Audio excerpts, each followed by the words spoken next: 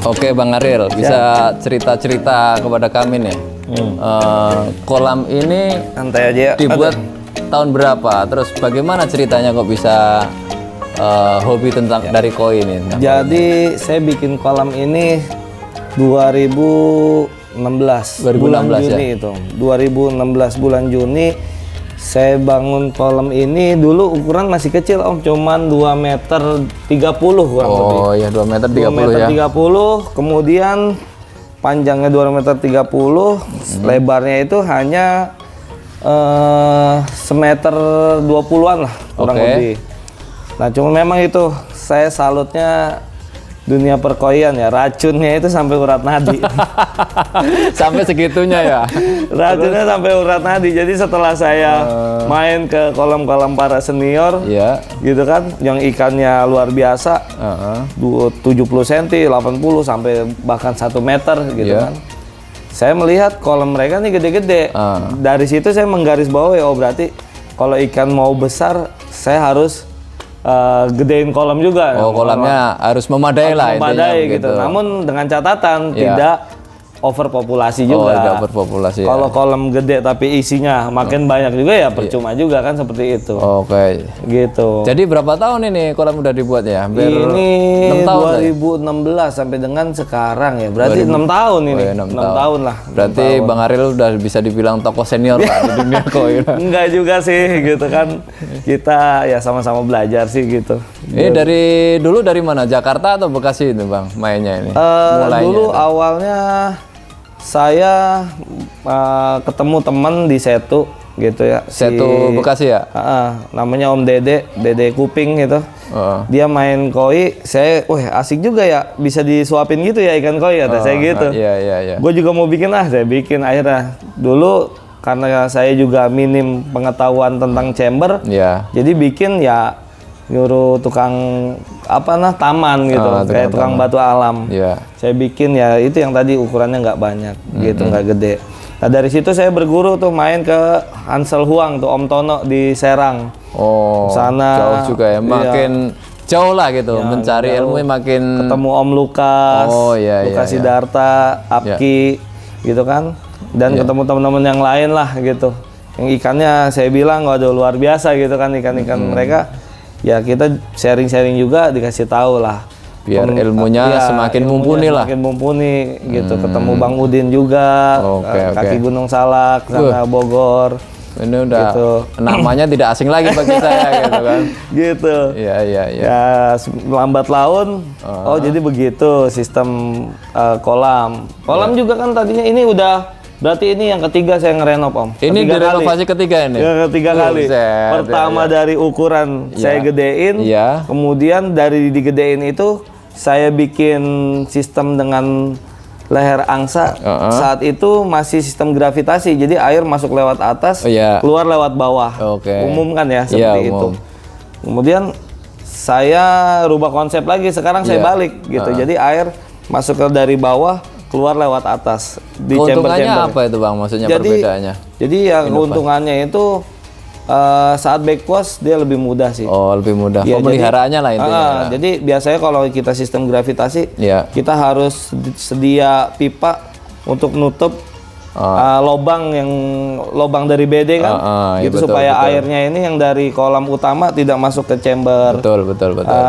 Pertama itu kan. Iya. Jadi kita harus tancap dia, harus nyari-nyari lobang gitu. Iya. Kalau ini sih karena dia keluarnya dari bawah ke atas, Iya. jadi kan kita tutup pakai dove aja gitu. Oh, jadi lebih simpel. Lebih simpel lah. gitu Iya, kan. iya.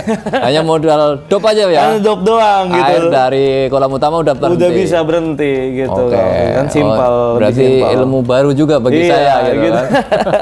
Nanti saya sampaikan kepada teman-teman, pada netizen, kepada follower saya bahwa keuntungannya sistem angsa yang dibalik dari umumnya itu lebih bagus, untuk pemeliharanya lebih simpel lah, Ya, lebih betul. hemat lah gitu. Oke. Kemudian juga kan kotoran kan dia lebih relatif mengendap ada di atas ya. Oh, di atas. Sejauh ini kan kita mata ini melihat kalau dari sistem gravitasi, wah ini bersih, masih bersih Iya. gitu kan. Itu yang membuat orang jadi malas backwash gitu. Jadi terlena ya. Terlena. Seolah-olah bersih, padahal Masih numpuk di bening, bawah. lumpur di bawah. Nah, gitu kalau yang sekarang ini, ya gitu kan kita buka ini, wah, nah, kayak udah agak kotor. udah kita agak bersihin. sudah gitu. waktunya backwash. Waktunya gitu. backwash, Jadi gitu. kelihatan dari atas ya. Kelihatan dari atas. Oh iya ya, oke Tapi oke. memang paham, lebih poinnya sih lebih ke simpelnya aja sih. simpelnya aja. Simpelnya gitu backwash ya. Tapi kalau untuk efektivitasnya dalam menyaring media filter itu sama saja atau mungkin ada perbedaan mungkin Bang, ya? Secara sih ya, karena itu kan flow itu kan Ya. ya tergantung dari pompa juga ya. Oh iya. Pompa kan kita ngejar putarannya kan, ambil 2 kali putaran gitu kan. Artinya penyedotan kotoran baik yang di dasar kolam maupun yang di permukaan air lebih cepat bisa ke saring. Kesaring. Oh Jadi iya gitu. iya. Seperti itu sih Om. Biasanya konsepnya Abang berapa kali rotasinya itu? 1 jam. Kita itu? sih ya 2 kali lah, 2 kali lah putaran. ya. Iya, 2 kali putaran. Jadi 1 jam bisa seluruh kolam ini bisa diputar 2 kali Putar gitu 2 lah ya? kali. Jadi Oke, seperti jadi tersaring 2 kali. saring. Bersih lah intinya. Bersih. Oke oke. Insya Allah celing lah. Celing lah insya Allah. Apalagi media filternya mumpuni kan. Chambernya, volume chambernya mumpuni. Mumpuni, ya. Berapa persen biasanya Abang kalau pakai? Saya sih 40% ya. 40% ya. 40%. Mantap Memang itu, sih Bang. standarnya kan katanya 30%. Iya. Cuman saya naikin sedikit Nah, lah. cari amannya lah Cari ya. amannya. Ya, oke. Karena saya juga nggak mau ada bom amonia kan ya. Iya. Gitu kan. Gitu. Ikannya mahal, kolamnya bagus. Itunya juga Ikan harus sih bagus. sekarang memang relatif dia. ya Om. Iya, Dulu Bang. kita memang kayaknya terlena banget. Ikan bagus itu harus impor. Tapi Iya. sekarang para breeder Indonesia udah luar biasa itu. Iya iya iya. Luar biasa. Saya akuin luar biasa breeder-breeder kita itu udah mampu mencetak ikan-ikan super gitu. Secara overall fisik kayak torpedo gitu Iya. kan. Siningnya juga bagus, sirojinya bagus, beninya juga strong. Ya udah mantep lah. Udah mantep lah ya. Apalagi di kita sekarang kan lagi rame kin utsuri, kin soa, Iya. ya kan? Kin Varietas-varietas kohaku, varietas baru ini yang mana saya anggap ini benar-benar apa namanya ya, ciri seorang dari Indonesia. Dari Indonesia ya. Kita patut berbangga hati sebenarnya. Oh iya. Dulu kita kan punya banana kan, Heeh. banana, kemudian juga punya cagoy, Iya. cagoy aragoke naga coklat dan hijau itu kan yang sempat diimpor ke Jerman banyak itu. Itu kan artinya kita harus bangga nih Iya, dengan iya, produk-produk lokal Indonesia gitu. Tapi Abang fanatis nggak itu? Misalnya ikan dari mana nih?